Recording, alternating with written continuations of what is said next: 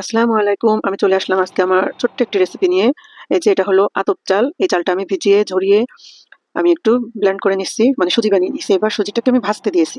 এদিকে আমি দুধ জাল করে এলাচ, দারচিনি দিয়ে গুড় দিলাম, একটু লবণ, আবার একটু চিনিও দিয়েছি। ওদিকে চালটাকে আমি খুব ভালো করে লাল করে ভেজে নেব, একদম ব্রাউন করে। ওটা খুব সময় নিয়ে ভাজতে হবে। এই যে আমার চালটা একদম ব্রাউন লাল হয়ে গেছে।